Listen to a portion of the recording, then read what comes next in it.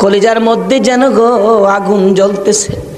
বাবা গো, কিছুই যদি না বলেন আমি ফাতেমা বুঝতে বাকি না। ফাতেমা রে যা, আমার আদুরের নাতি দইকে লইয়া চল বাড়িতে যায়। ফাতেমা একটু পরে পরে চোখের পানি মুছে, মাবুদ আমার সন্তান বুঝি কুরবানি কবুল হয়ে গেছে। আমার আল্লাহ কই ফাতেমা রে, সন্তানের জন্য মায়ের দোয়া আমি আল্লাহ কবুল করেছি। লম্বা ঘটনা। ঈদের দিন সকালবেলা হাসাইন হুসাইন দুই ভাই বাড়ির বাহিরে দেখতেছে অনেক ছোট্ট ছেলেরা নতুন জামা পরে ঈদগায় যায়। দৌড়ায় ডাকতেছে, মা সকল ছেলেরা নতুন জামা পরে ঈদের দিন, আমরা দুই ভাইয়ের নতুন জামা কোথায়?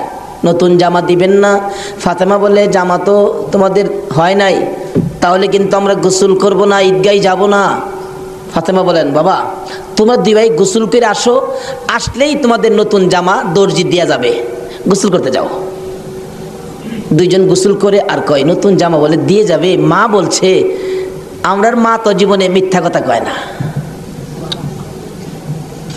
আরেকজনে কয়, দুই ভাই তো, এক ভাই কয় নতুন জামা পামুনি, আরেকজনে কয় জামা যদি না পায় আমরা মারে কি কমু, গোসল করো, চলো গোসল করে যাই দেখি না পাই কিনা। ফাতেমা গোসলখানায় সন্তান পাঠায়া 2 রাকাত নামাজ পড়ছে। বলুন কি করছে? ওখানের মার আর আসেনি নামাজ নাই। এলাকায় তো হুসাইনের পাগল জন্ম হয় না, এলাকায় তো হুসাইনের রক্তের প্রতিদান দেওয়ার মানুষ দেশে হয় না। ওখানের মাদের মধ্যে এই আদর্শ নাই। ফাতেমা 2 রাকাত নামাজ পড়ে হাত বাড়াইছে, মাবুদ আমি তো বলেছি গোসলের পরে জামা পাবে। তারা যদি গোসল করে আইসা জামা না পায়, তারা বলবে নবীর মেয়ে হইয়া আমরার মা মিথ্যা কথা কয়, জান্নাতি মহিলাদের সর্দারিনী হইয়া আমাদের মা মিথ্যা কথা কয়। মাবুদ গো আমার ইজ্জত রাইখো, ও মাবুদ আমার ইজ্জত রাইখো। আমার 2টা কলিজার টুকরা সন্তানের জন্য 2টা জামার ব্যবস্থা তুমি আল্লাহ করো। এ ডাক দিছে, মায়ের দোয়া তো কবুল। আল্লাহ বলেন, জিবরাইল জান্নাত থেকে 2টা সুন্দর পাঞ্জাবি হাসাইন আর হুসাইনকে দিয়ে আসো। 2টা পাঞ্জাবি নিয়ে হাসাইন হুসাইনের বাড়ির সামনে হাজির। হাসাইন হুসাইন কোথায়? তোমাদের জামা তো তৈয়ার হয়েছে। কিতাবে আসছে জামাগুলির রং ছিল একটা সবুজ আর একটা লাল। 2 ভাই দৌড়ায় আসছে, কোনটা নিবা? জিবরাইল মানুষের বেশ ধরে ডাকতেছে, কোনটা নিবা? হাসাইন বলেন, আমারে সবুজটা দেন, সবুজটা দেন। হুসাইন বলেন, আমারে লাল জামা দেন। 2জনে জামা হাতে নেয় আর বাড়ির ভিতরে রুমের ভিতরে মা ফাতেমার কলিজা দরফর শুরু করছে। মনাদাত শেষ করে বাহিরে আসেন, কেন আমার কলিজা দরপর করে? এমন সময় 2 সন্তান 2টা জামা লইয়া মায়ের সামনে হাজির। মা দেখো কত সুন্দর জামা দর্জি আমাদেরকে দিয়ে গেলেন। ফাতেমা একটা চিৎকার মারছে, সন্তানেরা রে জামা গায়ে লাগাইস না, কেন জানি আমার কলিজা দরপুর করে রে। এই জামার মধ্যে কি হাকিকত রয়ে গেছে আমার বাবার কাছে জানতে হবে। 2 জামা লইয়া 2 সন্তান লইয়া নবীজির কাছে যাইতেছে। এই পাশে জিবরাইল এসে বলে, হুজুর গো হাসাইন আর হুসাইন জামা নিয়ে আসতেছে হাকিকত জানার জন্য, আপনি বলে দিয়েন সবুজ জামা হাসাইন নিয়েছে। হাসাইন তো আপনার উম্মতের নাজাতের জন্য কুরবানি 2 ভাইয়ের বেলায় কবুল করেছে আমার আল্লাহ। হাসাইন সবুজ জামা নিয়েছে, আপনার উম্মতেরা হাসাইন কে বিষ খাওয়াইয়া সবুজ করে দুনিয়ার থেকে বিদায় করে দিবে। আপনার আদরের নাতি হুসাইনকে লাল জামা যার হাতে দেখবেন, আপনি মনে করবেন কারবালার জমিনে এ হুসাইনকে বল্লম তীরের আঘাতে লাল লাল করে দিবে।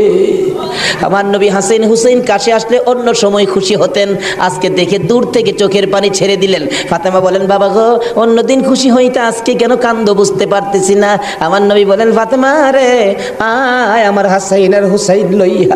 2জনকে বুকে লইয়া কান্দে, মাবুদ আমার উম্মতের নাজাত দিবানি।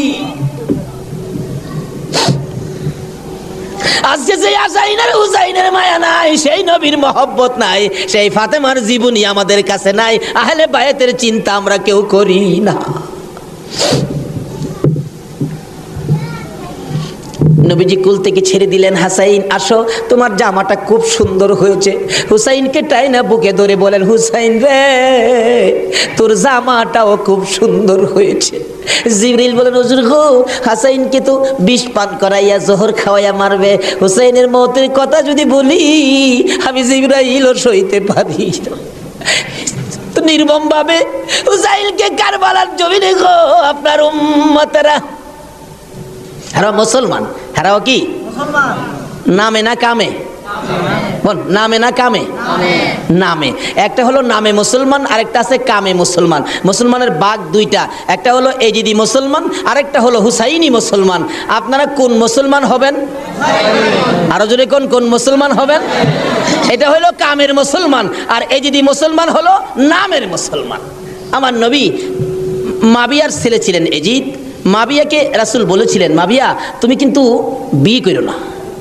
তাহলে বোঝা গেল বিয়ে করলে যে এই বিপদ হবে আমার রাসূল জানতেন। জানতেন কিনা? আরো জনে কোন জানতেন কিনা? ইমাম সাহেব, আপনাদের ইমাম সাহেব আগে ওয়াজ করছেন, আমার রাসূল যে জানতেন এই ঘটনা সুন্দর করে ওয়াজ করছেন। কোন কোন ভাইয়ের আছে এগুলি আবার যুক্তি তুলে ধরে, রাসূল যদি জানতেনই তাহলে উহুদের জমিনে রাসূল মাইর খাইলেন কেন? যে জানবেন মাইর খাবেন, কিন্তু জান না কেন গিয়ে মাইর খাইলেন? কথাটা কিন্তু যুক্তিসঙ্গত, কি বলেন, ঠিক কিনা? আমি এই ভাইকে বলবো, অনেক সময় জান নাও যাইতে হয়। আজকে মনে করেন আপনার বাবার মার্কেট, আপনার বাবা মার্কেট করে দিয়ে গেছে, এটা আপনার পিতৃ সম্পত্তি। অন যদি কিছু মানুষ জোর করে যদি সম্পত্তি দখল করতে চায়, আপনার বাবার সম্পত্তি জোর করে তারা নিবে গা, আচ্ছা আপনার জান থাকবে না যাবে এই চিন্তা করবেন আপনি? এই সম্পত্তি উদ্ধার করতে যাবেন না? উদ্ধার করতে গিয়ে অনেক সময় লোক মারাও যায়, তারপরও কি এই সম্পত্তি কি ছাইরা দেয় নাকি?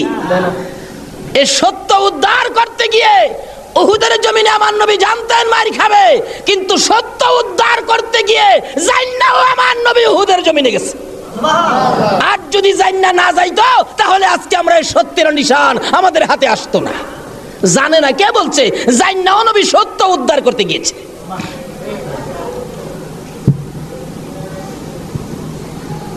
বলতেছিলাম দয়ার নবী, মায়ার নবী বলতেছেন, জিবরাইল আমার উম্মতের নাজাতের জন্য কবুল হয়েছে, কবুল হয়েছে। হাসাইন আর হুসাইন দুই ভাই আঞ্জায়া ধরে দুই গালে চুমায়া চুমায়া বিদায় দিয়েছে। হুসাইনকে কোনদিনই বলতেছেন, হুসাইন, হুসাইন, দুই গালে চুমা দেয়, তুমি আমার, আমি তোমার। তোমাকে যে কষ্ট দেয় সেজন্য আমাকে কষ্ট দেয়, আর তোমাকে যে ভালোবাসা দেয় সেজন্য আমি রাসূলকে ভালোবাসা দেয়। আজকে হুসাইনের ভালোবাসা এখানে বসা, হুসাইনের অনেক পরে আওলাদে রাসূলকে ভালোবাসা। ইতিহাস খুলে দেখুন, যেই ভালোবাসায় হযরতে জুনায়েদ বাগদাদী রহমাতুল্লাহ আল্লাহর ওলি হয়েছে। জুনায়েদের জীবনী খুললে পাওয়া যায়, জুনায়েদ ইরাকের বাদশার পালিত পালোয়ান ছিলেন। এত বড় পালোয়ান ছিলেন, বাবারে বাবা।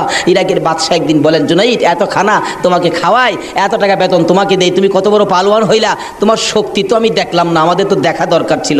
জুনায়েদ বলেন, ঘোষণা দেন না, ইরাকের জমিনে এমন কোনো মারপোলা নাই আমাকে কুস্তির মধ্যে পরাজয় করবে, আমি বিজয়ী হব। যদি কেউ পরাজয় করতে পারে বলে দেন 10,000 টাকা পুরস্কার। একটা ঘোষণা সাধারণভাবে আমাদের দেশের হিসাবে দিলাম বোঝার জন্য। বাদশাহ পোস্টারিং করে দিলেন, আমার জুনায়েদকে কুস্তি লড়ে হারাইতে পারলে 10,000 টাকা পুরস্কার দেওয়া হবে। আর ওদিক দিয়ে এই পোস্টার দেখলেন নবীজির আওলাদ, নবীজির বংশের একটা লোক 3 দিন পর্যন্ত বাচ্চাদের মুখে খানা দিতে পারে না, গরিবী অবস্থা, হাঁটতেছে, রোজগারের তালাশে ঘুরতেছে, কোনো রোজগারের বাও হলো না, বাচ্চারা না খাইয়া 3 দিন পার হয়ে গেল। ডাকতেছেন, হাইরে পোস্টার দেখা যায় কুস্তি লইরা জিততে পারলে 10,000 পুরস্কার, আর সন্তানকে যখন খানা দিতে পারি না, আর জীবন রাইখা লাভ কি? কুস্তি লইরা জুনায়েদের সাথে জীবনটা দিয়ে ইলাই, এই মুখ আর সন্তানরে দেখাবো না। যাই বলতেছে, এখানে অফিসে কে আছে? আমি তো জুনায়েদের সাথে কুস্তি লড়বো, হাতির সাথে মশা। কই জুনায়েদ? আর কই? মানুষে কই, মিয়া কুস্তি লড়তে আইছো না মরতে আইছো? জুনায়েদরে দেখছো? কয় না দেখি নাই, দেখে আসো। বাবারে বাবা, কি বেটা, এই নাকি জুনায়েদ? আপনি জুনায়েদ? কহ, আমি তো আপনার সাথে কুস্তি লড়তে আইছি। জুনায়েদকে লড়তে আইছো না মরতে আইছো?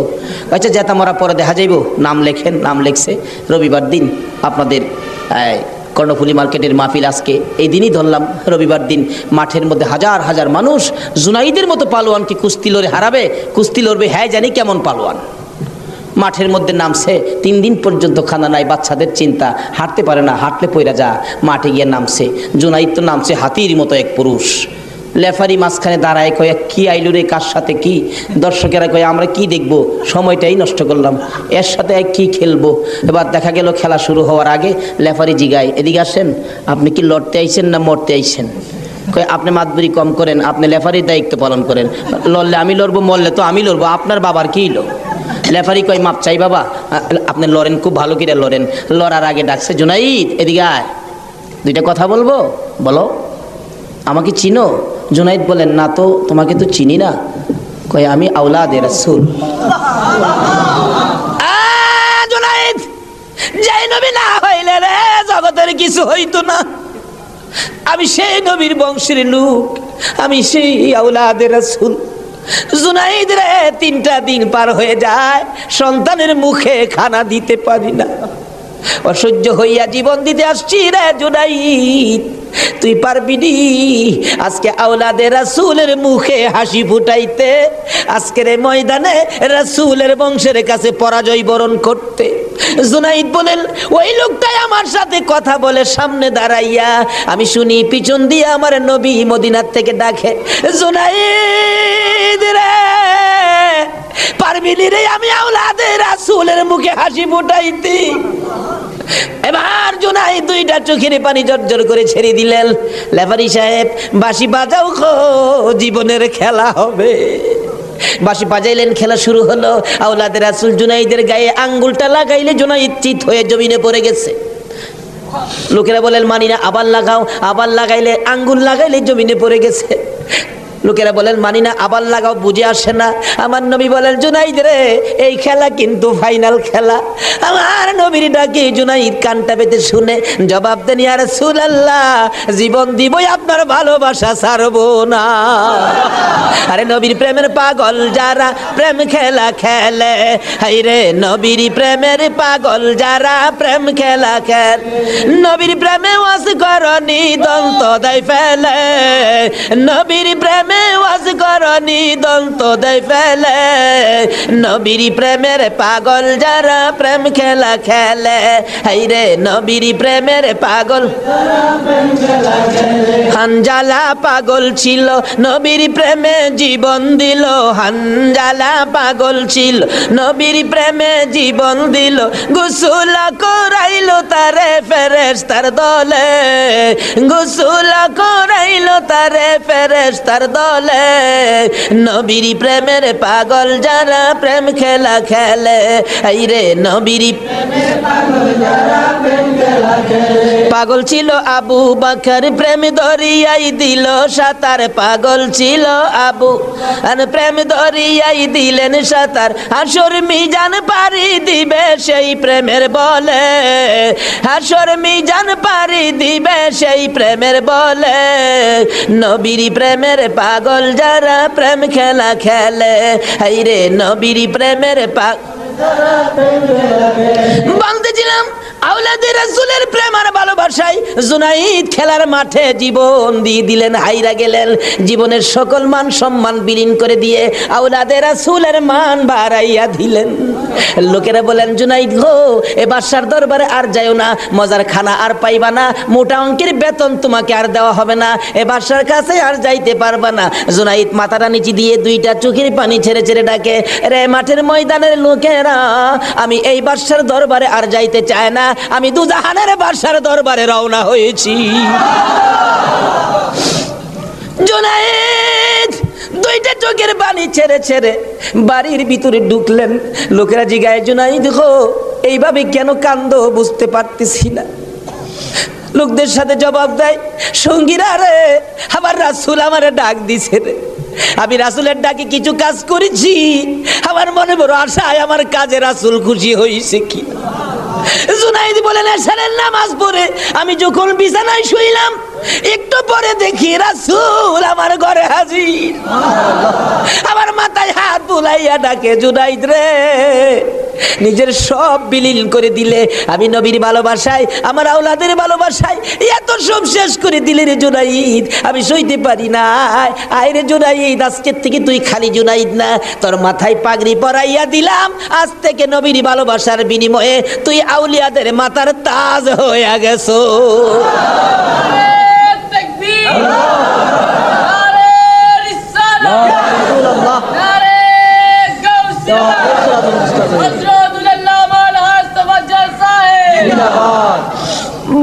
বলতেছিলাম আওলাদে রাসূলের ভালোবাসায় যদি পালোয়ান আল্লাহর ওলি হয়ে যায়, আর যেই নবীকে বলেছেন, যেই নবী ঘোষণা দিয়েছেন, হুসাইন তুমি আমার, আমি তোমার, তোমাকে যে কষ্ট দেই সে যেন আমাকে কষ্ট দেয়, তোমাকে যে ভালোবাসবে সে যেন আমাকে ভালোবাসলো। বলুন আজকে যারা হুসাইনের ভালোবাসায় বসে আছেন গো, বলুন আমার নবী ভালোবাসা দিবে কিনা? আমার নবী যাকে ভালোবাসে আল্লাহ তাকে ভালোবাসবে কিনা বলুন তো? কষ্ট হইতেছে ভাই, কারবালায় যাচ্ছি, আর আধা ঘন্টা সময় দেবেন? মাশাআল্লাহ, আল্লাহ কবুল করো সকলে বললাম। লম্বা ঘটনা, কারবালার ওয়াজ 1 বছর করে শেষ করা যাবে না। আমি সংক্ষেপ করে মেন কথাগুলো আপনাদের সামনে তুলে ধরতেছি। এবার আমার নবী বলেন, ফাতেমা রে, ফাতেমা, আমার 2 নাতিকে নিয়ে তুমি ঘরের ভিতরে যাও, আমার কেন জানি কলিজায় আগুন জ্বলছে, আমি হাসাইন হুসাইনকে দেখলে আমার সহ্য হয় না। হাসাইন হুসাইনকে নিয়ে যখন চলে যাই, আমার নবী কান্দে। জিবরাইল পাশে দাঁড়াইয়া বলেন, হুজুর গো কেন কান্দেন? ও জিবরাইল, আমার 2 নাতি উম্মতের জন্য কুরবানি। হুসাইনের ঘটনায় আমার মন মানে না রে। হুসাইন কারবালার জমিন, এই জমিনটা কই রে জিবরাইল? হে জমিনটা জানি কেমন রে, আমার হুসাইন কোন জায়গাটাই জানি গড়াগড়ি করে কাঁদবে। সঙ্গে সঙ্গে জিবরাইল 1 মুষ্টি মাটি নিয়ে দিলেন। হুজুর দেখেন তো, এই মাটিটা নাকে লাগাইয়া দেখেন কিসের গন্ধ করে। রাসূল নাকে লাগাইয়া চোখের পানি ছেড়ে দিলেন। জিবরাইল রে, এই মাটির মধ্যে দিয়ে আমার হুসাইনের রক্তের গন্ধ করে। হুজুর, এই মাটি হইল কারবালার মাটি। লম্বা ঘটনা, মাটিগুলো নিয়ে ভাবতেছেন কি করব। জিবরাইল বলেন, হুজুর কারবালা পর্যন্ত যার হায়াত থাকবে তার কাছে মাটিগুলো রেখে দেন, একটা কাচের বয়ামের মধ্যে যেন রেখে দেয়। যেদিন দেখবে মাটি লাল হয়ে গেছে গো, এদিন মনে করব হুসাইন কারবালায় শহীদ হয়ে গেছে। কারবালা পর্যন্ত যার হায়াত থাকবে তার কাছে দেন। আমার নবী কার হায়াত থাকবে জানে কিনা কোন? আমার নবী উম্মে সালমাকে লক্ষ্য করে ডাক দিলেন, উম্মে সালমা রে আয় আমার পাশে আয়। উম্মে সালমা কাছে আসলে নবীজি 2টা চোখের পানি ছেড়ে দিলেন। হুজুর ডাইকে আনলেন, কথা বলবেন, কান্দেন কেন? উম্মে সালমা রে কান্দি রে, কলিজা মানে না, এই মাটিগুলো তোর হাতে দিলাম, রেখে দিও। যেদিন দেখবে এ বোতলের মাটি লাল হয়েছে, এদিন তুমি বুঝে নিবা আমার হুসাইন উম্মতের নাজাতের জন্য কারবালায় শহীদ হয়েছে। উম্মে সালমা বলেন, আমি এই মাটি তখন বোতলের মধ্যে রেখে দিলাম। ওদিকে দিয়ে দয়ার নবী, মায়ার নবী দুনিয়ার থেকে বিদায়, 4 খলিফা বিদায়, ফাতেমা বিদায়। এইভাবে আস্তে আস্তে আমিরে মাবিয়ার হাতে মদিনার শাসক ক্ষমতা। আমিরে মাবিয়া রাষ্ট্রের প্রধান, বুড়া হয়ে গেছে তো। এজিদ রাসূল বলছিলেন, মাবিয়ারে তুই বিয়ে করিস না, কিন্তু মাবিয়ার এমন এক রোগ হইল, লোকেরা পরামর্শ দিল কবিরাজরা বিয়ে করলে ভালো হয়ে যাবে, কিন্তু রাসূল নিষেধ দিছিলেন বিয়ে করিস না। কিন্তু রাসূল তো জানতেন, কি বলেন, জানতেন কিনা বিয়ে করিস না, কিন্তু বিয়ে করলেন। জন্ম হলো এজিদ। একটু বুড়া হয়েছে বাবা, এজিদ চক্রান্ত করতেছেন, বাবার ক্ষমতাটা আমার নেওয়া দরকার। কিন্তু এজিদ নবীর কথা মতো, নবীর প্রেম, নবীর ভালোবাসা এজিদের কাছে কখনো ছিল না। লোকেরা বলেন না, এইরকম একটা লোকের কথা আমরা মানতে পারি না, হাসাইনই তো আছে, আমরা হাসাইনকে মানব। নবীজি ভবিষ্যৎবাণী করে দিয়ে গেছিলেন, আমি দুনিয়ার থেকে বিদায়ের 30 বছর পর হাসাইন ক্ষমতায় আসবে, হাসাইনকে মানুষ ভালোবাসবে, কিন্তু এজিদ হাসাইনকে থাকতে দিবে না। যাই হোক, লম্বা ঘটনা। এজিদ কয় হাসাইনকে কিভাবে শেষ করা যায়, দুইজনই পথের কাটা, একজন হাসাইন একজন হুসাইন, দুইজনকে শেষ করতে পারলেই তো আমার সুবিধাজনক পরিবেশ হয়ে যাবে। কি করব, কি করা যায়? এক কুটনি বুড়িকে এনে বললেন, তুমি কি পারবা হাসাইনকে শেষ করে দিতা? কুটনি বুড়ি কয়, এটা ব্যাপারই না। এমন কিসিমের মহিলা আছে না দেশ, খালি বেজাল লাগাই সংসারে। হাসাইন রাদিয়াল্লাহু তাআলা আনহুর বিবি ছিলেন 4 জন, সকলের ছোট বিবির নাম ছিলেন জায়েদা। জায়েদার হাতে শরবত খাইতেন সবসময়, তার হাতে শরবত খুব সুন্দর হতো আর কি, শরবত খাইতেন। হাসাইন ডাকতেছেন, জায়েদা শরবত দাও। শরবত দিলেন জায়েদা। দেখলো কুটনি বুড়ি জায়েদারে দিয়ে এই কামটা বানাইতে। হাসাইন শরবত খায়া চলে গেলেন। বলেন, জায়েদা হাসাইন কি তোমার হাতে সবসময় শরবত খায়? প্রত্যেক দিন আমার খুব ভালোবাসে, আমার হাতে শরবতটা খায়, আর কেউর হাতে খায় না, আমার হাতে শরবত নাকি খুবই ভালো। হ্যাঁ। কুটনি বুড়ি কয়, তোমার তো শরবত খায় কিন্তু তোমাকে ভালোবাসে না। কি বলো? আমি জানি ভালোবাসে। কই, তুমি জানলে কি হবে, আমরা দূরের থেকে যা দেখি তোমারে সবচেয়ে কম ভালোবাসে। একটা কাম করো, মেয়েরা কিন্তু খুব সরল মানুষ, সহজে বুঝ মাইনা যায়। একটা কাজ করো, কি? আমি বিষ দিয়া যামু, বিষ খাওয়াইয়া হাসাইনকে মাইরা দাও। এজিদ হবে এদেশের প্রেসিডেন্ট, বাদশাহ, আর তুমি হবে রানী। সহজে বুঝ মানলেন, সরল মানুষ তো। বিষ দিলেন, শরবতের সাথে দিয়ে খাওয়াইলে। হাসাইন পিপাসিত, ক্লান্ত। জায়েদা শরবত দাও। শরবতের সাথে বিষ দিলেন, খাইলেন। খাওয়ার পরে বলতেছে, জায়েদা আজকে শরবতটা যেন কেমন কেমন লাগে, কি যেন গন্ধ করতেছে। জায়েদা বলেন, না তো কিচ্ছুই না, কিন্তু দেখা গেল কিছুক্ষণ পর হাত পাগুলি অবশ্যই আসতেছে, সমস্ত চেহারা লীল হয়ে গেছে, খালি জিহ্বাটা নড়তেছে, দুইটা চোখের পানি ছেড়ে দিয়েছে। জায়েদা বুঝিছি, আজকে বুঝি নানার উম্মতের নাজাতের জন্য মায়ের দোয়া বুঝি আজকে কবুল হয়ে যাবে। জায়েদারে, না না তোরে কিছু বলবো না, আমার ভাই হুসাইন কই? হুসাইনকে ডেকে ডেকে আমার পাশে আনো। হুসাইন খবর পাইয়া দৌড়াই আইসা দেখে বড় ভাইয়ের সমস্ত চেহারা সবুজ হয়ে গেছে। একটা চিৎকার মারছে, মা মা গো, তোমার দোয়া বুঝি আজকে কবুল হয়ে যায়। দৌড়ে যাইয়া হাসাইনের গলায় ধরছে, ভাই রে ভাই, কে তোমার এই অবস্থা করেছে? আমি হুসাইন তার প্রতিশোধ নিব। হাসাইন টাইনা টাইনা গলায় ধরে দুই গালে চুমাইতেছে, ছোট ভাই তো, ভাইরে প্রতিশোধ নিস না, নানার উম্মতের জন্য মায়ের দোয়া কবুল হয়ে গেছে। হাসাইন একটা কথা তোরে বলে যায়, কিছুদিন পর তোর উপরও বিপদ আসবে রে, আমার মায়ের দোয়া তোর বেলায় তো কবুল হয়েছে। হাসাইন যেদিন বিপদে আসবে রে, কেউ তো তোর পাশে আসবে না রে হুসাইন। এদিন আমি তো ভাই কাছে থাকতাম, আমিও তো দুনিয়ায় থাকতেছি না। হুসাইন রে, বেশি বিপদে পড়ে যখন কলিজার মধ্যে অশান্তি লাগবে, দুনিয়ার কাউরে ডাকিস না, নানা নানা কইয়া ডাকিস, কলিজায় শান্তি পাব। হাসাইন দুনিয়ার থেকে বিদায়। জিদ চক্রান্ত করে হুসাইনকে কিভাবে মারা যায়, হাসাইনকে মদিনায় ফালাইয়া, হুসাইনকে তো মদিনায় মারা যাবে না, চক্রান্ত করে ইবনে জিয়াদকে ডাক দিলেন। কুফা নগরীর গভর্নর, তুমি একটা কাজ করো, আমি ডাকলে তো আসবে না, কুফা নগরীর মানুষ দিয়া তুমি ডাইকা নিয়ে আসো হুসাইনকে কুফায়। কুফায় আনার পর হুসাইনকে আমরা শেষ করে দিব, আর আমাদের পথের কাটা থাকবে না। ইবনে জিয়াদ বলেন, কথা তো রাইট, চিঠি পাঠাও। চিঠি পাঠাইতে পাঠাইতে 40,000 চিঠি মদিনায় পাঠাইছে। হুসাইন চিঠি দেখে মুরব্বীদের কি বলতেছেন, চিঠি আসছে কুফায় যাইতে, যাবো কিনা বলেন। মুরব্বীরা চিঠি দেখে বলেন, হুসাইন রে, কুফার চিঠির রং ভালো দেখা যায়, কুফার তরবারির ব্যবহার ভালো হবে না। হুসাইন, আমরা অন্তত পক্ষে তোমাকে যেতে দিব না, হাসাইনের ব্যথাই তো আমরা বলতে পারি না, তোমাকে যেতে দিব না। 40,000 চিঠি। বলুন কয় হাজার চিঠি? মুরব্বীরা বলে, এত চিঠি আছে, দাঁড়াও দেখি একটু পরামর্শ করে। একটা মিটিং করলেন। হুসাইনের পক্ষ থেকে কুফায় তোমরা কে যাইবা? আমাদের নিজেদের লোক যায়। হুসাইন পক্ষ থেকে একটা লোক কুফায় যায়, নিজেদের লোকের কোনো খবর যদি পায় তাহলে আমরা হুসাইনকে যেতে দিব, ও তাদের কথায় হুসাইনকে দেব না, আমরা নিজেরা পরিবেশ বুঝবো। কে যাইবা? একজন লোক দাঁড়াইলেন, ইতিহাস বলেন, যার নাম হলো মুসলিম বিন আকিল। মুসলিম বিন আকিল দাঁড়ায় বললেন, আমি যাব হুসাইনের পক্ষ থেকে। তার 2টা বাচ্চা ছিল, মোহাম্মদ ইব্রাহিম সোনার পুতুলের মতো দুইটা বাচ্চা ছোট ছোট। বলে আব্বা আপনি যদি চলে যান তাহলে আমরা তো মা নাই, আমরা কার কাছে থাকবো? তাদের মা মারা গেছে, কই থাকবো আমরা? তাইলে তোমরাও চলো। তিনজনের কাফেলা করে কুফা নগরীতে গিয়ে পৌঁছলেন হুসাইনের পক্ষ থেকে। হুসাইনের পক্ষের লোক পায়া কমপক্ষে 30,000 লোক হুসাইনের নামের উপর মুরিদ হইলেন, বাইয়াত গ্রহণ করলেন। ভাই সাহেব, বাইয়াত হওয়া, মুরিদ হওয়া সুন্নাত রাসূল। আবার কেউ কেউ আছে মুরিদ বাইয়াত লয়া টিটকারি মস্কারি করে।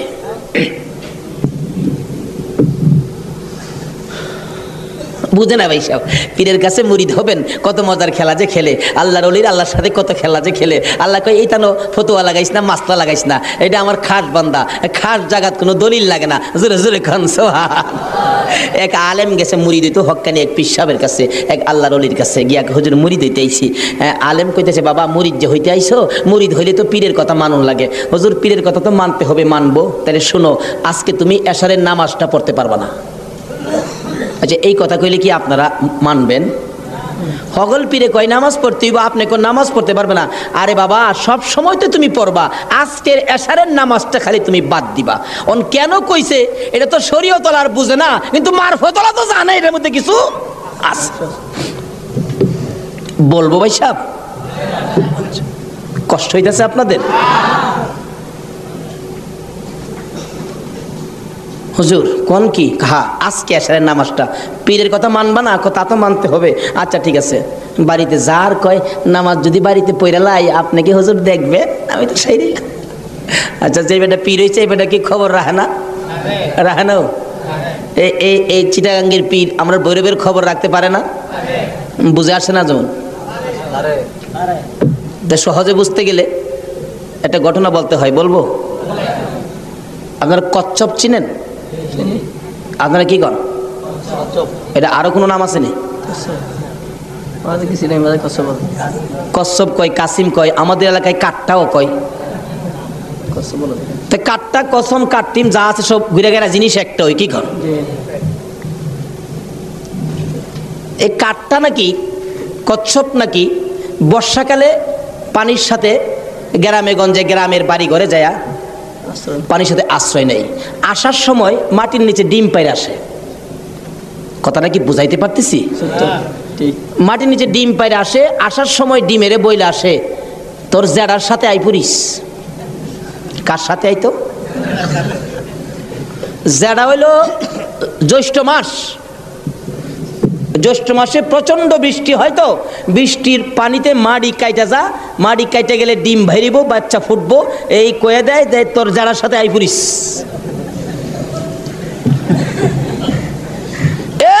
এই 3.5 মাইল দূরে ডিম পাইরা বইলে আইছে যারার সাথে আই পড়িস। ডিম তো ফুটতেই তো না। 3.5 মাইল দূরেতে আপনাদের কর্ণফুলী নদীর থেকে গিয়া ওই মাঝে মাঝে 3.5 মাইল ভিতরে ডিমের দিকে শীষ ধরে। 3.5 মাইল দূরের থেকে একটা কচ্ছপ যদি ডিমের উপরে তা দিয়া ডিমের বাচ্চা ফোড়াইতে পারে, আল্লাহর বন্ধুরা 3,500 মাইল দূরে থাকলেও একটা মুরিদের দিকে এই নজর দিতে পারবে কিনা কোন? তো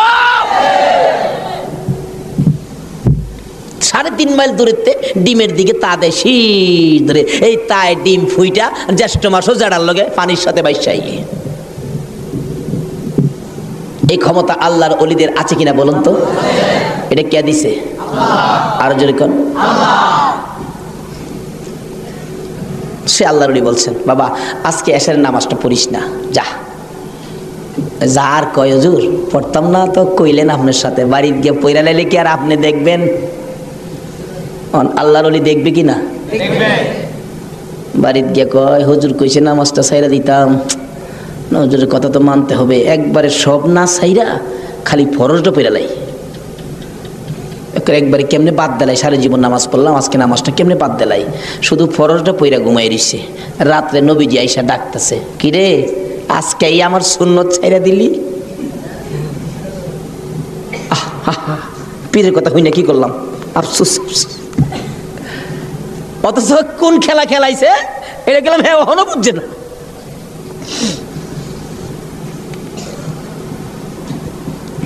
সকালবেলা ফজরের নামাজ পড়া মনের দুঃখ খুলে যাইতেছে পিসাবের কাছে। পিসাব দূরে থেকে কয় কি ফেস বুঝি লাগছে, তাহলে বোঝা গেল খবর পিসাবের কাছে।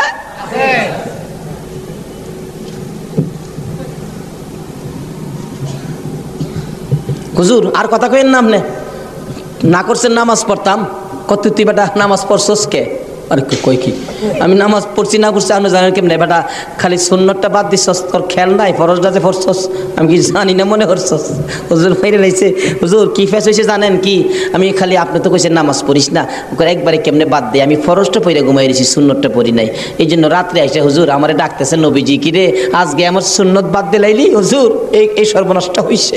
নবীজি এসে ডাকতেছে, আল্লাহর ওলি কই বেটা এইটার লেগিতে কইছিলাম আজকে যদি ফরজটা সহ ছাইরা দিতে, আজকের নামাজটা খালি ছাইরা দিতে, সুন্নতটা বাদ দিও না, নবীজি আইসা তোরে ডাকতেছে। যদি ফরজটাও বাদ দিতে আমার কথায় আমার আল্লাহ আয়া তোরে ডাকলো। ভাই সাহেব এটা বুঝতে গেলে শরীয়তের মাদ্রাসার পরে মারেফতের মাদ্রাসায় ভর্তি হতে হবে। জানি চট্টগ্রামটা পীর মাসের দিক দিয়া বাংলাদেশের মধ্যে আপনারা উপরে আছেন, এই জন্য আমরা আপনাদেরকে শ্রদ্ধা করি। আল্লাহ হায়াত দেখ সকলকে, সকলে বলুন আমিন। যাই হোক ওইদিকে আমার আলোচনা না, আমার আলোচনা হলো কারবালা। যাই হোক কারবালার দিকে পৌঁছে গেছি, আধা ঘন্টা সময় দিতে রাজি আছেন না আপনারা? আসুন হাইরে কারবালা যাচ্ছি এবার কারবালা। এবার চিঠি পাইলেন কয় হাজার? মুসলিম বিন আকিল চলে গেলেন, 30,000 লোক মুরিদ হলেন, বাইয়াত গ্রহণ করলেন। খালি কয় মুসলিম বিন আকিল হুসাইনকে কুফায় আনেন না, আমরা হুসাইনকে দেখতাম। তো কুফা নগরী বড় মসজিদে বসে মুসলিম বিন আকিল চিঠি লিখলেন, হুসাইন আর কোনো ভয় নাই, এখানে পরিবেশ আপনার জন্য পাগল, আসলেও পাগল, কিন্তু খারাপ তো খালি এজিদের বংশ। চিঠি পাওয়া মাত্র আপনি চলে আসেন। চিঠি গিয়ে পৌঁছে মহরমের 1 তারিখ। হুসাইন 6 মাসের শিশু আলী আসগর সহ মেয়ে পুরুষ মিলে 72 জনের কাফেলা নিয়ে রওনা হলেন কুফার দিকে, যেহেতু চিঠি পাইছে মুসলিম বিন আকিলের হাতে। ওদিক দিয়ে যেই চিঠি পাঠাইছে শুনছে ইবনে জিয়াদ এজিদের পক্ষের লোক আইসা সবাইকে সরিয়ে দিয়ে, লম্বা ঘটনা, মুসলিম বিন আকিলকে মসজিদের বারিন্দার মধ্যে ফালাইয়া গলায় ছুরি চালাইয়া জব করে দিলেন। মুসলিম বিন আকিলের 2টা ছোট্ট ছোট্ট বাচ্চা ছিলেন, মোহাম্মদ ও ইব্রাহিম। 2টা বাচ্চা 12 বছর 13 বছর, সোনার পুতুল। খবর পাইলেন বাবাকে জব করে দিয়েছে, দৌড়াইয়া পালাই রে জঙ্গলায় যায় লুকায়। 2 ভাই পরামর্শ করে, আমরা 2 ভাইকে যদি ধরতে পারে রে আমাদেরকেও জব করে ফেলবে, বাচ্চা মানুষ। এদিক দিয়ে ঘোষণা হলো মোহাম্মদ ইব্রাহিম মুসলিম বিন আকিলের 2টা সন্তান যদি মদিনায় চলে যায় খবর দিবে, হুসাইন তো আসবে না, 2টা ছেলেকে যে ধরে দিতে পারো 10,000 টাকা পুরস্কার। আমাদের হিসাব বললাম, লোকেরা তরবারি লইয়া ঘুরতেছে মোহাম্মদ ইব্রাহিমের তালাশে। ওই 2টা বাচ্চা পূর্ণিমার চাঁদের মতো চেহারা, সারাদিন লুকাইয়া থাকে, রাত্র হলে মরুভূমির পথ দিয়ে দৌড়ে আর কান্দে আর ডাকে মদিনার পাখিরা রে আয় মদিনার খবর, একটা খবর নিয়ে যা, কুফা নগরীর অবস্থা ভালো না, আমাদের বাবা মুসলিম বিন আকিলকে কুরবানি করে দিয়েছে, আমরা 2 ভাইকে খুঁজতেছে, রাস্তা পাই না, কোথায় যাব, হুসাইন যেন কুফায় না আসে খবর নিয়ে যা। এভাবে 1 দিন 1 রাত, 2 দিন 2 রাত, 3 দিন পার হইয়া 3 রাত্রের বেলা 2টা ভাই একটা খেজুরের বাগানের মধ্যে বসেছিল, রাত্রে দৌড়াবে মদিনায় যাবে, কিন্তু পেটের খিদা, পানির পিপাসা, আর হাঁটতে পারে না। ছোট ভাইটা বড় ভাইয়ের গলায় ধরে কাঁদতেছে, ভাই কলিজা শুকাইয়া গেছে রে, একটা কাক সামনে যাইতে পারবো না। 2জন গলাগুলি করে খেজুরের বাগানের মাঝখানে ঘুমিয়ে গেছে। এই খেজুরের বাগানের মালিকের নাম ছিল হারেস। হারেস নিজেও তরবারি লইয়া ঘুরতেছে। সকালবেলা হারেসের বিবি যাই বাগান দেখবে, যাইয়া দেখে বাগানের মাঝখানে সাপ বিচ্ছুর ভয় থাকে, কিন্তু এই ভয়ের মাঝখানে 2টা পূর্ণিমার চাঁদের মতো সন্তান ঘুমাইয়া রইছে। আস্তে আস্তে কাছে যাইয়া ছোট্ট ভাইটার মাথায় হাত দিলে চোখ খুলে দেখি কুফার মহিলা, চিৎকার মারছে, ভাই গো আর ঘুমাইস না, কুফাবাসী আমরার খবর পেয়ে ফেলছে, মদিনায় বুঝি আর যাওয়া হবে না। তুমি আমার মা লাগো, আমার মা নাই, বাবা নাই, আমরা মদিনার সন্তান, আমরা মদিনার আওলাদ, কুফাবাসীর কাছে আমাদের খবর দিও না। মহিলাটা বলতেছেন, মহিলাদের মায়া বেশি, আয় বাবা তোমাদের তালাশে, আমার স্বামীও ঘুরতেছে, এখানে থাকলে কেউ না কেউ তোমাদেরকে দেখে ফেলবে, আসো আমার বাড়িতে নিয়ে লুকাইয়া রাখি, সন্ধ্যা হলে আমি নিজে মদিনায় লইয়া যাইব। মা বোনেরা, এমন একটা ভালোবাসা দাও না গো এই মুহররমের চাঁদে। সন্ধ্যা হইবার আগে বাচ্চা দুইটা রান্না করে রাখছিল। ছোট্ট ভাইটা ঘুম থেকে উঠে বসে বসে কান্দে, মা মা কইয়া।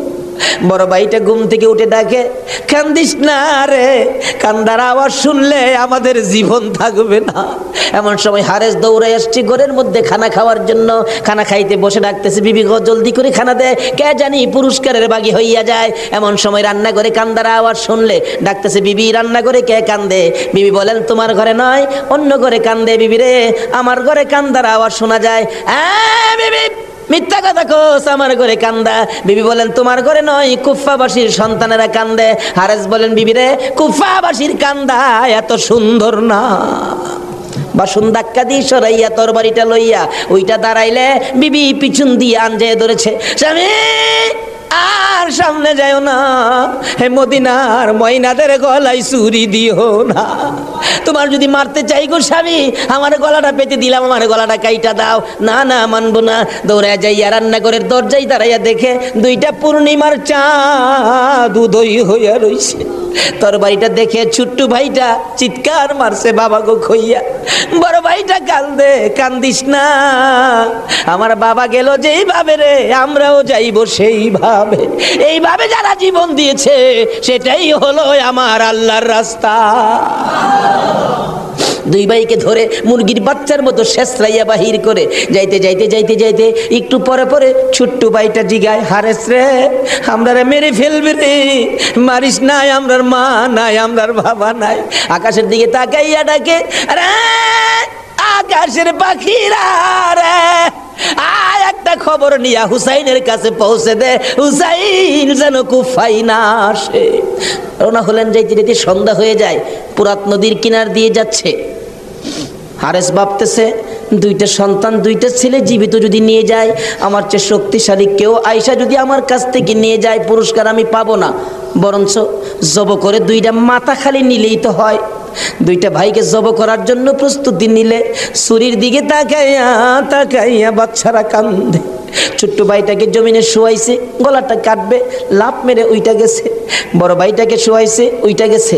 আবার জোর করে জমিনে শোয়াইয়া ছোট্ট ভাইটাকে বুকের উপর পাড়া দিয়া ধরছে, মাথার মধ্যে চাপা দিয়ে ধরে গলাটাই ছুরি চালাবে, ছুরির নিচে তাইকা কানতেছে, হুসাইন আইসো না গো, কারবালায় আইসো না, এই কুফা নগরীতে আইসো না, কুফার মানুষের তরবারির ব্যবস্থা ভালো না। গলা কেটে দিলেন বড় ভাইটারে, গলা কেটে দুইটা ভাইকে দুই দিকে ধাক্কাইয়া পুরাত নদীতে ফেলে দিলেন, মাথা ছাড়া বডিখানি ফেলে দিয়ে মাথা রুমালের প্যাকেট করে রওনা হলে শুনে পিছন দিয়ে আবার ডাকতেছে, হারেস রে, আমরা দুই ভাইয়ের মারিস না। হারেস বলেন, মাথা কেটে নিয়ে আসলাম। আবার ডাকে কে? পিছনে যাইয়া দেখে দুই দিকে দুইটা বডি লাশ ছিল।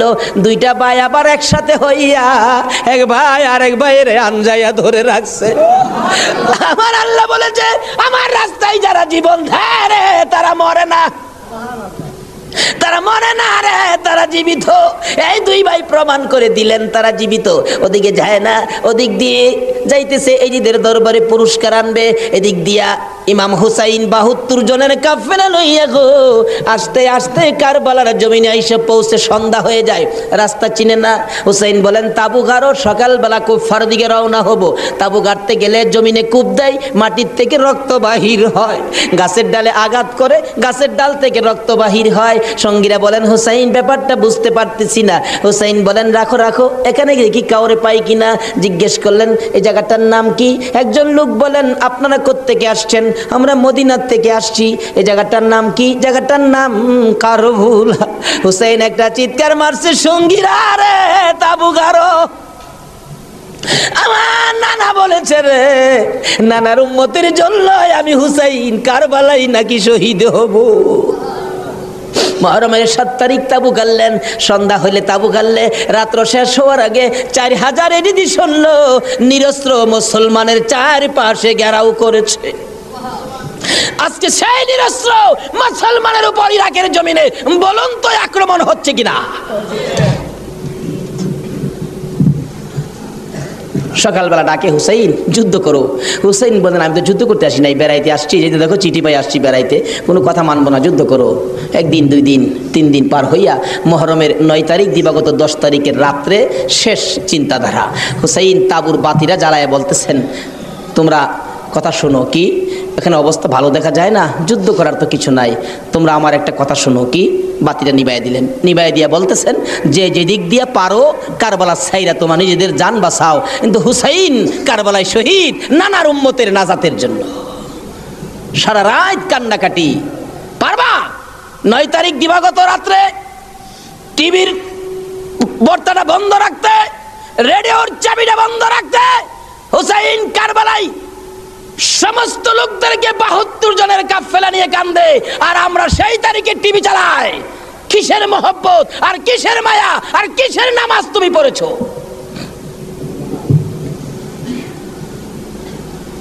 যদি কথা দিতে পারো 9 তারিখ দিন গিয়া রাত্রে টিভি আর চালাবো না, আর গান বাজনা করবো না, হুসাইন তোমার জন্য ওই ফুলসিরাতের কিনারে দাঁড়ায় থাকবে।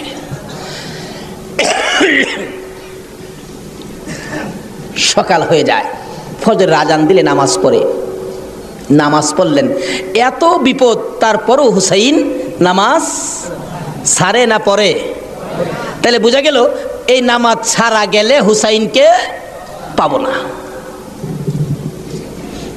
নামাজ পড়ে কোরআন শরীফ পড়তে বসছেন, এমন সময় শাহরবানু এই 6 মাসের বাচ্চাটা নিয়ে ডাকতেছেন, স্বামী গো 3 দিন পর্যন্ত খানা পিনা কিচ্ছু নাই তাবুতে, এই মরুভূমির গরমের তাপে বাচ্চাটার কলিজা পর্যন্ত শুকায় গেছে, দেখো জিহ্বাটা নাড়াতে পারতেছে না, 6 মাস কথা বলতে পারে না, তো একটু পানি যদি খাওয়াইতে পারো মনে হয় বাচ্চাটা বেঁচে যাবে, না হয়তো বাচ্চাটা মরে যাবে। হুসাইন কয় দাও দাও দাও, কোলে নিয়ে কাঁদতেছে আর ডাকতেছে, এই যদি সৈন্যরা রে, এরকম বাচ্চা তো তোদেরও আছে, দুষ করলে আমরা করছি, এই তো কোনো দুষ করে নাই, একটু পানি বাচ্চাটারে দে, আমার নানা না হইলে কিচ্ছুই হইতো না, এই পানি হইতো না, আজকে আমার নানার আওলাদ মারা যাবে পানির জন্য, একটু পানি দে, অনুরোধ তোদের কাছে, একটু পানি বাচ্চাটারে দে, আমাদেরকে দরকার নাই, বাচ্চাটারে দে।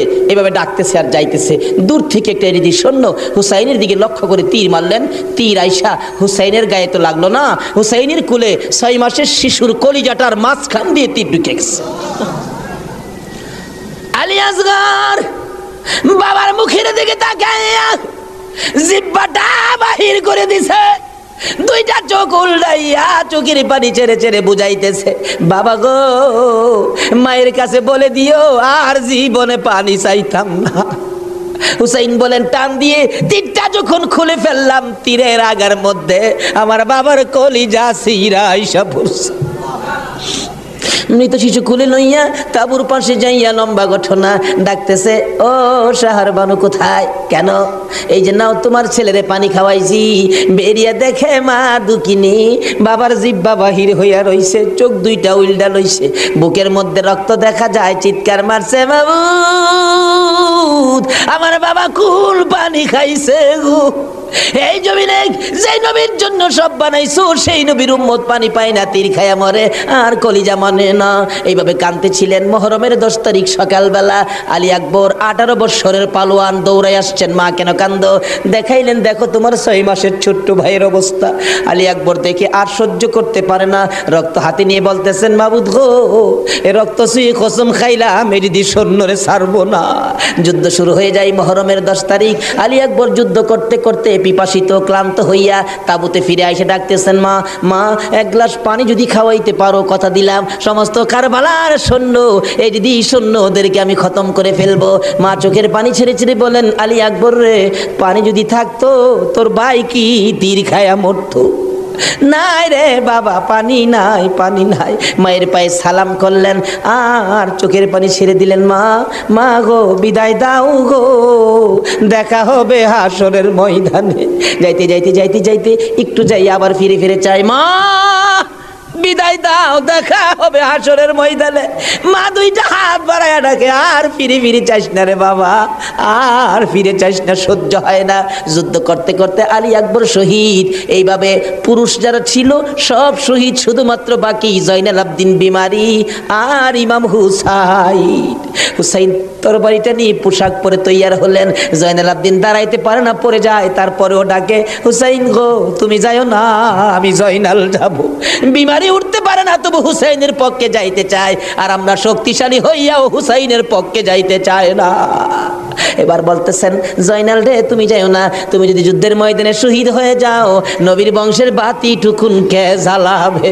হুসাইন যুদ্ধে চলে যায়। লম্বা ঘটনা সংক্ষেপ করে দিলাম। মুহররমের 10 তারিখ যুদ্ধ করতে করতে তীরের আঘাত, বল্লমের আঘাত লাগে, আর রক্ত জর্জর করে পড়ে, রক্তে জামা ভিজে যায়, গোড়ার পিঠ পর্যন্ত লাল হয়ে যায়। আরে রক্তে লালে লাল হইল কারবালার ময়দান, বলুন রক্তে লালে লাল হইল। শহীদ হলো ইমাম হুসেন নবীর জানের জান, শহীদ হলো ইমাম হুসেন নবীর জানের জান, রক্তে লালে লাল হইল কারবালার ময়দান। হায়রে রক্তে লালে লাল হই এজিদ সেনা সীমার এসে হুসাইনের বুকে বসে, এজিদ সেনা সীমার এসে হুসাইনের বুকে বসে, ছুরি দিয়ে কাটে গলা বাঁচে না আর প্রাণ, ছুরি দিয়ে কাটে গলা বাঁচে না আর প্রাণ, রক্তে লালে লাল হইল কারবালার ময়দান। হায়রে রক্তে লালে লাল হইল। দুধের শিশু আলিয়াস ঘরে পানি চাইলো মায়ের দ্বারে, দুধের শিশু আলিয়াস ঘরে পানি চাইলো মায়ের দ্বারে, পানি পানি বলে সে যে দিয়ে গেল প্রাণ, পানি পানি বলে সে যে দিয়ে গেল প্রাণ, রক্তে লালে লাল হইল কারবালার ময়দান। হায়রে রক্তে লালে লাল হইল। শহীদ হলো ইমাম হুসেন নবীর জানের জান, শহীদ হলো ইমাম হুসেন নবীর জানের জান, রক্তে লালে লাল হইল কারবালার ময়দান। হায়রে রক্তে লালে লাল হইল।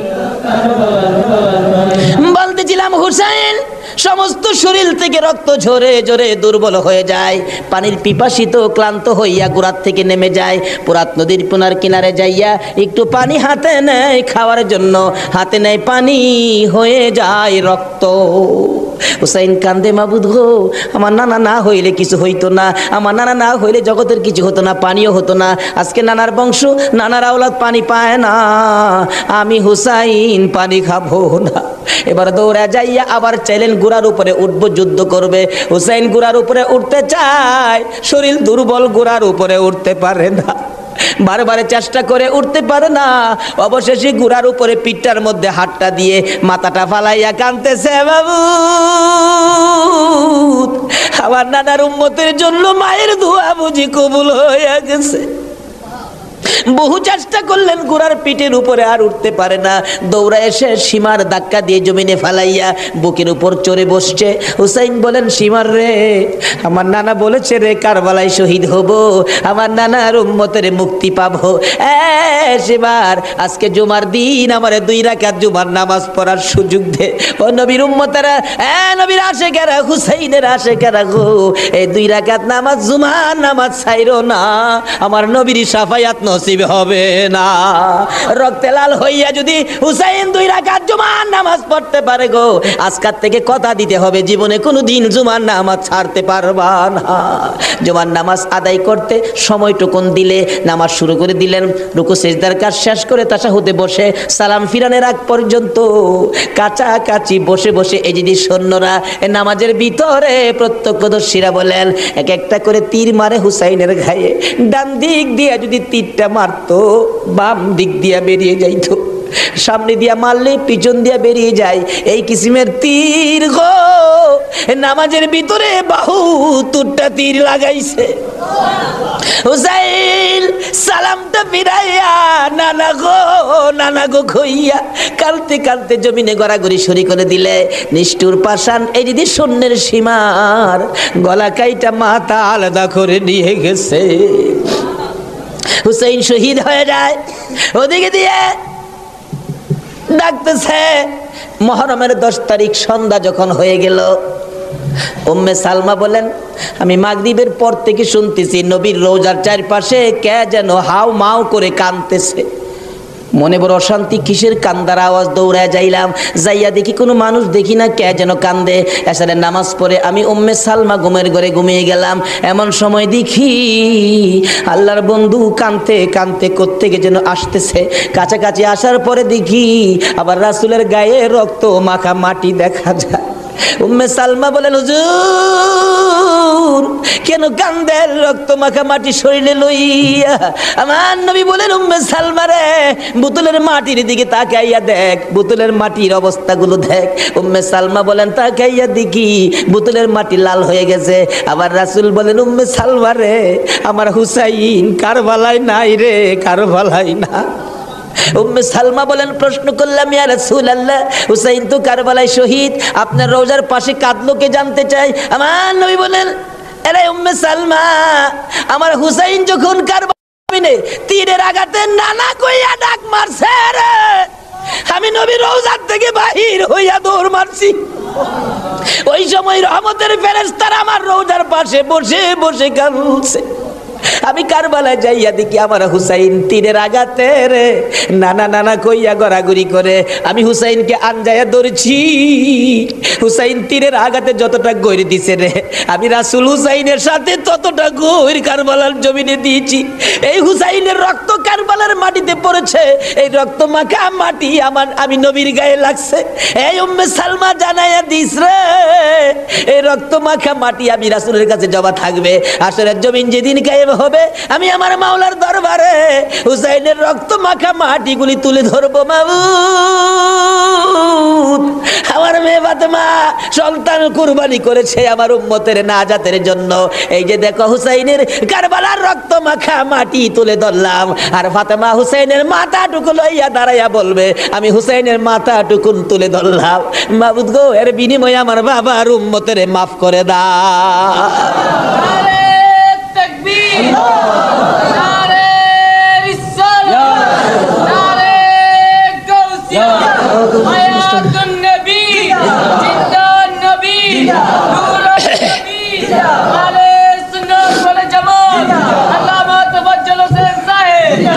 ভাই সাহেব, এই যদি হয় হুসাইনের রক্ত আমাদের নাজাত, এই যদি হয় ফাতেমার সন্তান কুরবানি করে আমাদের জন্য, রাসূল যদি এত কষ্ট করে আমাদের জন্য, এই আহলে বায়াতের মহব্বত আমাদের কাছে থাকা দরকার আছে কিনা বলুন তো?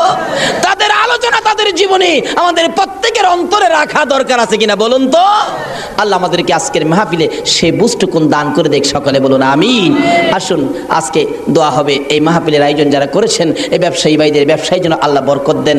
খাস করে শুনলাম যে তারা সংগঠন করে এই মাহফিলের জন্য 3 টাকা করে রোজ জমা করে এই কষ্ট করে হুসাইনের প্রেম ভালোবাসা, নবীর প্রেম ভালোবাসার পরিচয় দিয়েছেন। আজকে আল্লাহ আমাদেরকে কি দেয় এটা দেখবো আখিরি মোনাজাতের মধ্যে। প্রশ্ন করবেন, হুজুর কি দেখবো? দেখবেন মোনাজাতের পর যদি দেখেন শরীরটা হালকা লাগে, মনটা শান্তি লাগে, তাহলে মনে করবেন এই মাহফিলের বরকতে জীবনের গুনাহ মাফ করে যা দাবি করছিলেন সব পুরা করে দিয়েছে। আসুন দোয়ার আগে ওই নবীর প্রেম ভালোবাসা মহব্বতের সহিত একটু দরুদ ও সালাম মদিনা পাঠায় দে। ইয়া নবী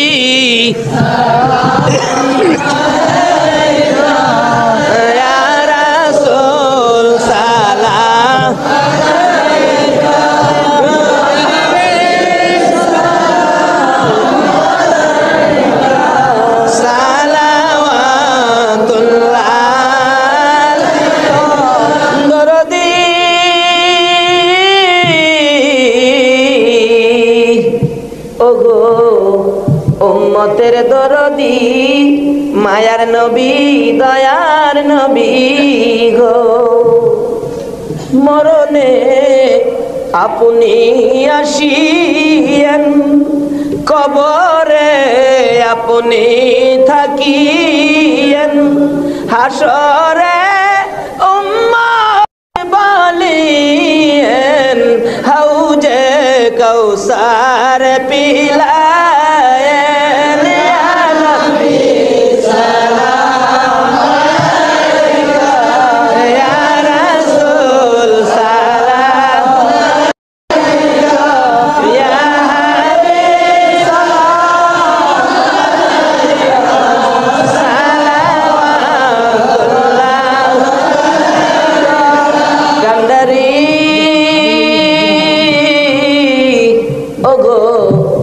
উম্মতের কান্ডারি গুনাহগারের বন্ধু দয়ার নবী মায়ার নবী ও উম্মতের কান্ডারি ওদের জমিনে আমার নবীকে যখন দুই খান দান মুবারক ভেঙে দিল মাথা লোহার টুপি ভেঙে টুকরা করে মাথার ভিতরে ঢুকাইয়া দিল আমার নবী বেহুশ হইয়া যখন পড়ে যায় জিবরাইল আমার নবীকে দুই হাতে উঠাইয়া উহুদ পাহাড়ের মাঝামাঝি একটা পাথরের কাছে যাইয়া ডাকতেছে উহুদের পাথর রে দেখ যেই নবী না হইলে তুই হতে না আমি হইতাম না কোন কায়নাতের কিছু হতো না এই নবীকে মারতে মারতে বেহুশ করেছে একটু বিছানার ব্যবস্থা করে দে আল্লাহর বন্ধুকে শুয়াইয়া রাখি জিবরাইল বলেন ডাক দেওয়ার সঙ্গে সঙ্গে দেখি পাথর ফাইটা তোলার মতো নরম বিছানা হয়ে যায়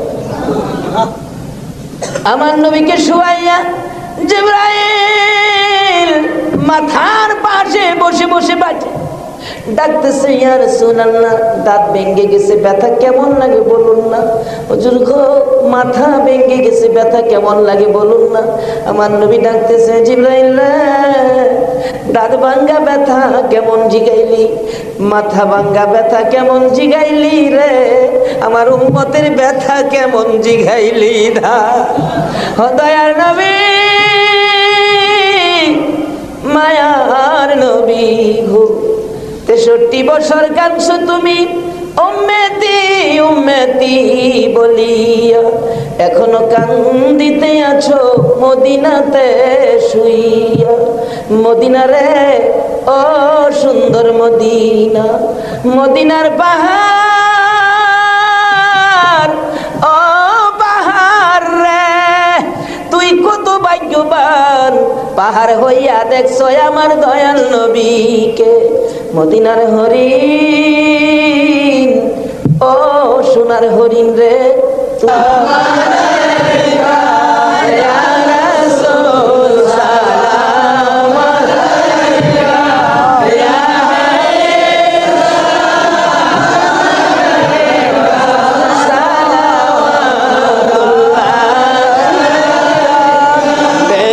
रब मेरे दुरूद व सलाम बरगुज़ीदा नबी पर अपने मुदम बलगल उला बिकमालिही कशफत दुजा बिजमालिही असनत जमीओ खिसालिही सल्लु अलैहि व आलिही सल्लिमू या कौम बल सल्लु अला सदरिल अमीन मुस्तफा मा जा इल्ला रहमतल लिल आलमीन मैशाब হুসাইনের রক্তের প্রতিদান হুসাইনকে মহব্বত করতে হবে হুসাইন রক্ত মাখা শরীর নিয়ে 2 রাকাত জুমার নামাজ ছাড়ে নাই এই নামাজ আমরা ছাড়বো নাকি পড়বো তাহলে রক্তের প্রতিদান দেওয়া হবে আর প্রত্যেক বছর এই মাহফিলটা আরো গর্জিয়াস করতে হবে ঘরে ঘরে পৌঁছে দিতে হবে হুসাইনের মহব্বত আহলে বায়াতের মহব্বত আহলে বায়াতের পরিচয় নবীর প্রেম ঘরে ঘরে পৌঁছে দিতে হবে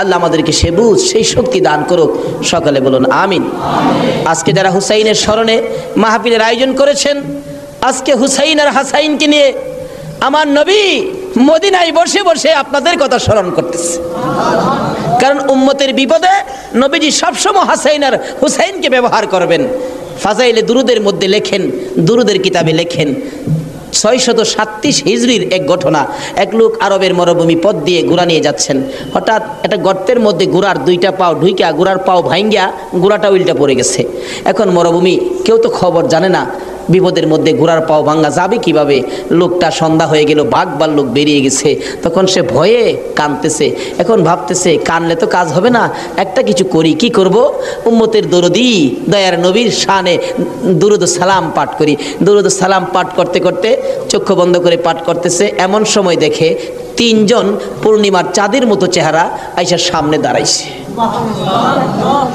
চক্ষু খুলা দেখে 3 জন এত সুন্দর চেহারা অবাক হয়ে গেলেন 2 জন আইসা ঘোড়ার 2টা পাও চিকিৎসা করতেছেন পাও 2টা হাতে ধরার সাথে সাথে ভালো হয়ে গেছে 637 হিজরির ঘটনা আর একজন দূরে দাঁড়িয়ে আছে ঘোড়ার পাও চিকিৎসা শেষ করে ভালো হলো ঘোড়াটা হাইটা বুঝাইতেছে আর ভয় পাইস না আমি ভালো হয়ে গেছি তখন ওই লোকটা জিজ্ঞেস করতেছে, নামটা আমার খেয়াল নাই, আপনারা কে?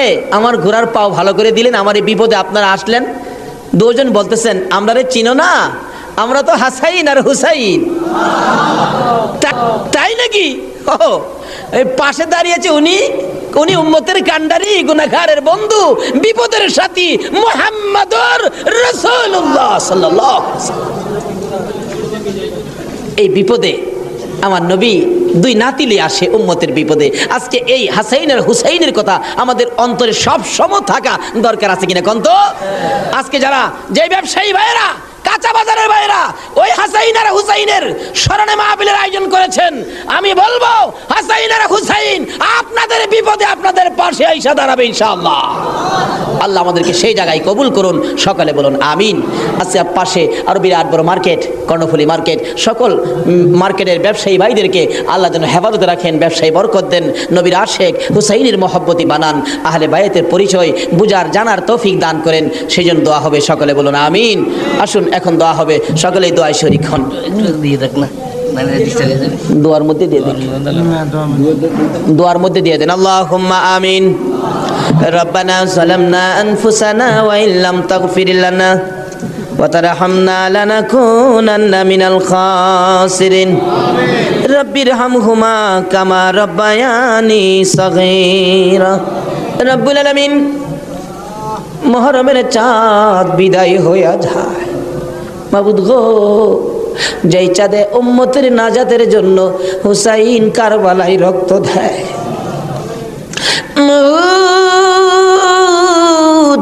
উম্মতের নাজাতের কান্না আমার নবী কত কান্দা কাঁদছে, হাসাইন হুসাইন কুরবানি ফাতেমা কত কান্দা কাঁদছে। বাবুদ গো, আজকে আহলে বায়াতের স্মরণে এই মাহফিলের আয়োজন, মাহফিলে বসে আমরা যারা হাত বাড়াইছি, মাবুদ রে, কার জীবনে কত গুনাহ তুমি হিসাব জিগাইও না। আজকের জন্য কে নামাজি কে বেনামাজি কাউরে কিছু কইও না গো আল্লাহ। আজকের মাহফিলে কে যুবক কে বুড়া কাউরে কিছু জিগাইও না, মেয়ে পুরুষ কাউরে কিছু কইও না। যারা এই মাহফিলের মায়া করে আহলে বায়াতের মহব্বত নিয়ে হাত বাড়াইছে, আমাকে সহ সবাইকে তুমি মাফ করে দাও গো আল্লাহ। মাবুদ, মাবুদ রে, জীবনে কত গুনাহ করেছি হিসাব যদি জিগাও, আমরা মাফের আওতায় পড়ব না। আখির নবীর উম্মত বলে হাত বাড়াইছি, তুমি আর কিছু দেখো না, তোমার বন্ধুর উম্মত বলে ক্ষমা করে দাও।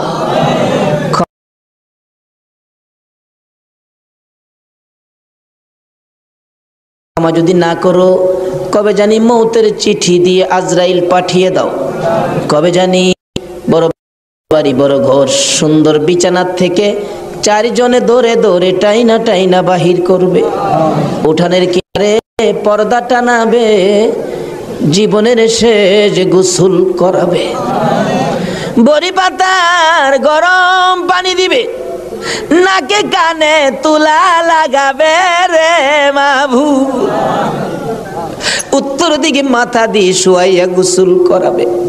আদরের ছোট্ট ছেলেটা মার কাছে প্রশ্ন করবে, মা গো, আমাদের বাড়িতে এত মানুষের ভিড় কেন? মা বলবে, তোমার বাবার শেষ বিদায়ের অনুষ্ঠান করতে আসছে। আমার বাবার কি হলো? পর্দার ভিতরে কেন গোসল করে? দৌড়ে যাবে বাচ্চাটা, যাইয়া দেখবে নাকে কানে তুলা লাগাইছে, উত্তর দিকে মাথা দিছে, বড়ি পাতার গরম পানি ডালতেছে, চিৎ করে কাইত করে, বাবা তো কিছু কয় না। মায়ের কাছে যাবে, মা গো, বাবা কি গোসল করে, এই গোসল আর কোনোদিন বাবারে করতে দেখি নাই, বাবার নাকে কানে কেন গো তুলা লাগাইল? মা টাইনা টাইনা বুকে জড়াবে, আয় আমার বুকে আয়, আজকে যে গোসল তোর বাবা করে রে, এই গোসলের পর বিদায় হবে, তোরা এতিম হইয়া যাবে। হ্যাঁ মাবুদ, এতিমের ঘটনা বলতে গেলে কলিজা মানে না গো আল্লাহ। আমার বড় ভাই 5টা বাচ্চা এতিম করে কবরে, 4 দিন 5 দিন পর পর বাড়িতে গেলে যাইয়া দেখি এতিমেরা কি করে। মুরগির বাচ্চা ফেলাইয়া, মুরগি যদি মারা যায়, বাচ্চাগুলো সারাদিন মা মা কইয়া ঘুরে, অন্য মুরগির কাছে মা মনে করে গেলে মুরগি ঠুকুর মাইরা তারাইয়া দেয়। এইভাবে মনের দুঃখ লইয়া সারাদিন ঘুরে সন্ধ্যার সময় ঘরে যাইয়া মুরগির মালিকের কাছে প্রশ্ন রাখে বাচ্চাগুলো টেও টেও করে, ও মালিক, আমরার মা কই? সারাদিন তো মায়ের মুখ দেখলাম না, আজকে আমরা কার গলায় ধরে ঘুমাইব? আমার বাড়িতে এই ঘটনাই ঘটে। অন্য সন্তানের বাবারা মজা নিয়ে যখন বাড়িতে আসে, আমার বাতিজাগুলো দৌড়ায় যায়, তোমার আব্বা এসে মজা লইয়া, আবার খালি হাতে ফিরে আসে। আরেকজনের আব্বা আসলে দেখে খালি হাতে ফিরে আসে, বাড়িতে যাইয়া ডাকে, মা গো, আমরা আব্বু কই গেছে গো মা, আমরা আব্বু যে আসে না, আমরা কার গলায় ধরে ঘুমাইব? সবচেয়ে বড় করুণ দৃশ্য, রমজান মাসের শেষ ভাগে কার একটা বাচ্চা ছেলে জানি নতুন জামা পরে হাঁটতেছে। আমার ছোট্ট বাতি যেটা জিগাই, জামা কে কিনে দিছে? আমার আব্বু। ঈদের জামা? হ। তোমার আব্বু আছে? হ। তোমার আব্বুরে বইলো ঈদের জামা কিনা দিবে। আমার বাতি যেটা কান্দে, নাই রে নাই, আমার আব্বু নাই। লোকেরা কয় আমরা বলে এতিম। সন্ধ্যার সময় মার কাছে যাইয়া কাঁদতেছে, তার মা জিগাই কান্দে কেন? জবাব দেন, মা গো, লোকেরা আমরা এতিম কয়, আমরার যে বাবা না, ঈদের জামা কে কিনা দিব? ওই দিন বাড়িতে ছিলাম, রমজান মাস, দুইটা বাতিজা দৌড়াইয়া যাইয়া আমার সামনে দাঁড়াইয়া দাঁড়াইয়া কান্দে, কাকা গো, আমরার বাবা নাই, আমরার ঈদের জামা কিনা দিবেন? মাথায় হাত দিয়ে আদর করে বিদায় করে দিলাম। জামা না লইয়া বাড়িতে আসবো না আজকে। নিজের ছেলেমেয়ের জামা না কিনে এতিমদের জামা কিনে তারা বিশ্বাস করে বাড়িতে রওনা হলাম। রাত্র প্রায় 10টা বাজে গেছে। যাইয়া দেখি এখনো ঘুমায় না, দরজা খোলা দেখা যায়। একটু পরে পরে দরজার কিনারে দাঁড়াইয়া ডাক মারে, কাকা আইসনি, আমরা নতুন জামা আনছুনি। জামাগুলো হাতে দেওয়ার পর সারা রাত জামাগুলো বুকে লইয়া ঘুমাইছে।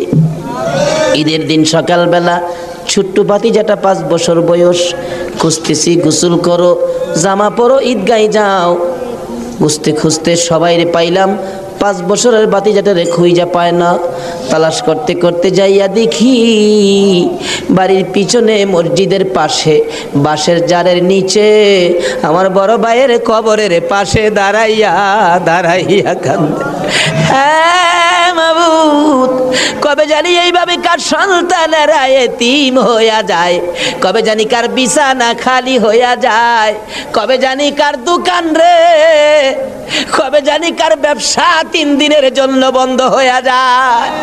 ওই দিন আসার আগে আজকের মাহফিলের উসিলাই আমাদের সকলের জীবনের গুনাহগুলো ক্ষমা করে দাও। ইয়া আল্লাহ, জীবনের গুনাহ ক্ষমার দরখাস্তর পর আর একটা দরখাস্ত করি। এত রাত পর্যন্ত যারা বসে আছে, যাদেরকে নিয়ে হাত বাড়াইলাম, মাবুদ, আমাদের মধ্যে আমি জানি না রে আল্লাহ, কার মনে কি আগুন, কার জানি মানাই রে।